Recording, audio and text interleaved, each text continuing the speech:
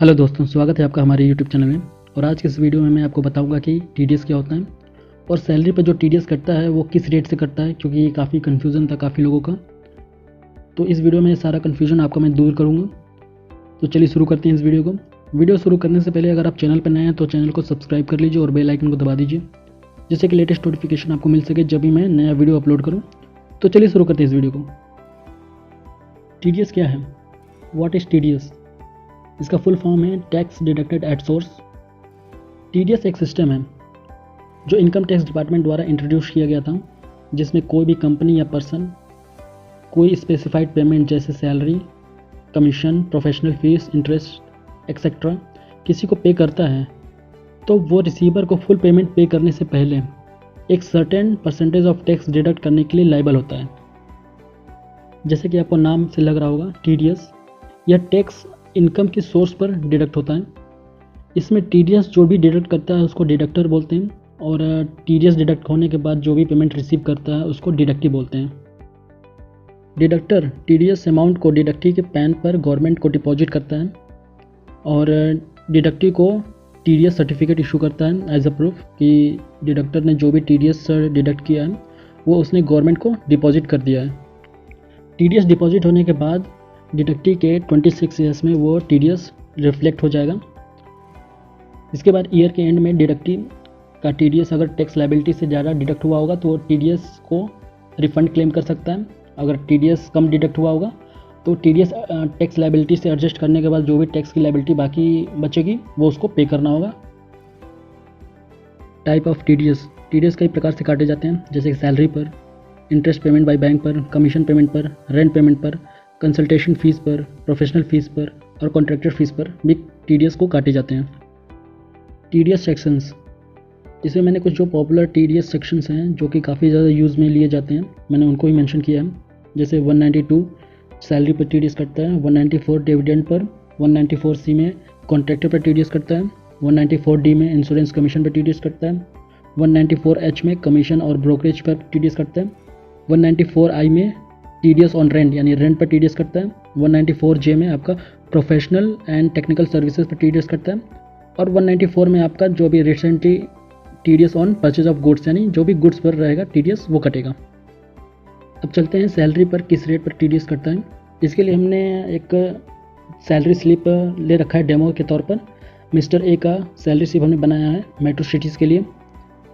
तो यहाँ पर आप देख सकते हैं बेसिक सैलरी मैंने 30,000 रुपये मंथ का डाला हुआ है, HRA 15,000 रुपये मंथ का है, स्पेशल अलाउंसेस है 8,500 मंथ का, अदर अलाउंसेस का 9,500 पर मंथ है, यानी टोटल ग्रॉस सैलरी इनकी आ रही है 63,000, जिसमें से इनका 3600 PF डिडक्ट होता है महीने का, LW 25 रुपये डिडक्ट होता है और इनकम टैक्स 1980 रुपये डिडक्ट होता है। तो टोटल इनके पास नेट पे यानी इन हैंड सैलरी आती है 57,395 रुपये का। और इसमें अब कैलकुलेट करना है कि ये 1980 रुपये किस रेट पर हमने कैलकुलेट किया है, यही हमें निकालना है। इसके बाद फाइनेंशियल ईयर शुरू होने से पहले जो भी हमारा डिडक्शन होगा उसका डिक्लेरेशन हमें कंपनी को में सबमिट करना होता है, HR में सबमिट करना होता है। तो यहाँ पर देख सकते हैं कि हमने 4 तरह के डिडक्शन को लिया हुआ है। इसमें से आपका ATC में आपको पता होगा कि मैक्सिमम 1.5 लाख तक का डिडक्शन ले सकते हैं। इसमें PF भी आता है और LIC का प्रीमियम भी आता है, इंश्योरेंस प्रीमियम। तो इसमें से अब 3600 रुपये हमारे PF कट रहे हैं तो 12 महीने का 43,200 वो हो गए। 22,500 का हमने LIC लिया है, HRA हमने 84,000 रुपये का कैलकुलेट किया है और स्टैंडर्ड डिडक्शन हमारा 50,000 कट रहा है। टोटल हमारा डिडक्शन हो रहा है 1,99,700 का है। ये जो भी डिडक्शन है वो एस्टिमेटेड डिडक्शन है, एक्चुअल डिडक्शन नहीं होता है। तो एस्टिमेटेड डिडक्शन पर ही हम कैलकुलेट करते हैं। और HRA हमने कैसे कैलकुलेट किया इसको भी हम देख लेते हैं। HRA को कैसे कैलकुलेट करते हैं ये मैंने प्रीवियस वीडियो में आपको बता रखा है। उस वीडियो का मैं लिंक आपको आई बटन में दे दूंगा और डिस्क्रिप्शन में भी दे दूंगा, जैसे कि आप उसको देख सकते हैं कि कैसे HRA कैलकुलेट करते हैं।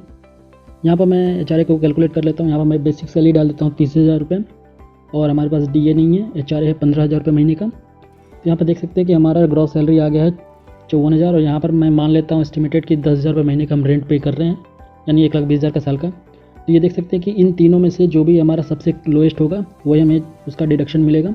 यहाँ पर सबसे लोएस्ट है 84,000 का, तो 84,000 का ही हमें डिडक्शन मिलेगा, जो कि मैंने 84,000 ही डिडक्शन के तौर पर लिया है वहाँ पर। सारा डिडक्शन कैलकुलेट करने के बाद उसके बाद हमारा टोटल डिडक्शन आता है 1,99,700 का। यहाँ पर हम अपना टोटल एनुअल इनकम निकाल लेते हैं। जो भी एनुअल इनकम हम निकालेंगे वो एस्टिमेटेड होगा 7,56,000, 63,000 रुपये पर मंथ के हिसाब से 7,56,000 यहाँ पर निकलता है, जो कि देख सकते हैं यहाँ पर हमारा 63,000 रुपये है। इसके हिसाब से 7,56,000। वहीं आपका 1,99,700 हमारा लास्ट में जो भी हमने डिडक्शन लिया है 1,99,700 का हमारा डिडक्शन है। तो total estimated income minus total estimated deduction हम करते हैं तो हमारा 5,56,300 का एस्टिमेटेड टैक्सेबल इनकम आ रही है। और इसको इनकम टैक्स स्लैब के हिसाब से अब टैक्स कैलकुलेट करेंगे जो कि 5,56,300 आ रहा है। तो जो 2.5 लाख पर हमें एग्जेम्पशन है, 2.5 लाख पर हमारा 5% होगा 12,500, और बाकी जो 56,000 पर हमारा 20% के हिसाब से 11,260 का होगा। तो यहाँ पर टोटल जो टैक्स अमाउंट हमारा बन रहा है 23,760 रुपये। यहाँ पर एक बात और ध्यान रखिएगा कि जो भी मैंने टैक्स कैलकुलेट किया है वो ओल्ड टैक्स रिजीम के हिसाब से मैंने टैक्स कैलकुलेट किया है। न्यू टैक्स रिजीम में आपको मैक्सिमम आपको डिडक्शन नहीं मिलेंगे, तो आप उस हिसाब से कैलकुलेट कर सकते हैं। तो यहाँ पर मैंने जो भी टैक्स को कैलकुलेट किया है वो ओल्ड टैक्स रिजीम के हिसाब से मैंने कैलकुलेट किया है। तो हमारा ओल्ड टैक्स रिजीम के हिसाब से हमारा टैक्स बन रहा है 23,760 रुपये। अब चलते हैं इसके कैलकुलेशन पर। यहाँ हम टीडीएस का रेट निकालेंगे कि टीडीएस का रेट क्या होगा। तो यहाँ पर देख सकते हैं कि आप जो भी हमारा टीडीएस यहाँ पर निकलेगा वो एवरेज टीडीएस होगा, यानी जो भी हम टीडीएस सैलरी पर हम टीडीएस काटते हैं जिस रेट से, वो टीडीएस फिक्स नहीं होता है, वो घटता बढ़ता रहता है। यानी अगर आपकी सैलरी पर डिपेंड करता है, अगर आपकी सैलरी 6 मंथ बाद अगर आपकी सैलरी में इंक्रीमेंट होता है तो आपका जो टीडीएस जो रेट होगा उसमें भी वो घट सकता है बढ़ सकता है टीडीएस का रेट। तो टीडीएस का रेट ये आप समझ लीजिए कोई फिक्स नहीं होता है, वो डिपेंड करता है आपकी सैलरी पर और आपके डिडक्शन पर। जैसे कि यहाँ पर देख सकते हैं फार्मूला में जो average TDS equal to total tax into 100 divide by yearly estimated salary. तो यहाँ पर हमारा टोटल जो टैक्स अमाउंट था वो 23,760 रुपये था। उसमें हम 100 को मल्टीप्लिकेशन करके और उसमें जो हमारी एस्टिमेटेड सैलरी थी उसको डिवाइड करेंगे 7,56,000 से। तो हमारा जो एवरेज टीडीएस रेट निकलेगा वो 3.143। आप इसको 2 अंक भी ले सकते हैं, 3.14 भी ले सकते हैं। मैंने इसको पॉइंट के बाद 3 अंक तक लिया है। एवरेज टीडीएस रेट ये अलग अलग एम्प्लॉय के लिए अलग अलग हो सकता है। ज़रूरी नहीं है कि आपका एक ही % का टीडीएस रेट सभी एम्प्लॉय के लिए हो, ये अलग अलग होंगे क्योंकि सैलरी सबकी अलग अलग होती है, सैलरी स्ट्रक्चर सबका अलग अलग होगा। तो उस हिसाब से जो टीडीएस रेट जो निकलेगा एवरेज टीडीएस रेट वो सारे एम्प्लॉय को अलग अलग निकलेगा।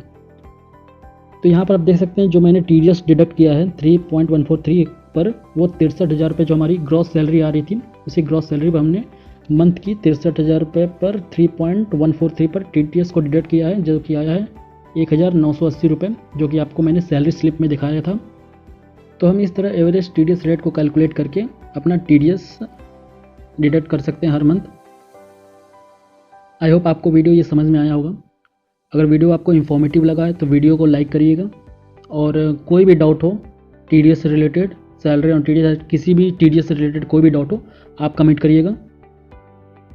अब देख लेते हैं टीडीएस काट कौन सकता है, डिडक्ट कौन कर सकता है टीडीएस। तो टीडीएस डिडक्ट करने के केस में गवर्नमेंट ने किसी को भी एग्जेम्पशन नहीं दिया है।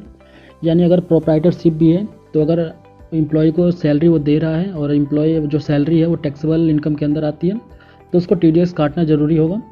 इसी तरह partnership firm, company, cooperative organisation, college, university, government organisation, कोई भी ऐसी संस्था हो जो अपने एम्प्लॉय को सैलरी दे रही हो और वो सैलरी टैक्सेबल इनकम के अंदर आता हो तो उसको टीडीएस डिडक्ट करना होगा।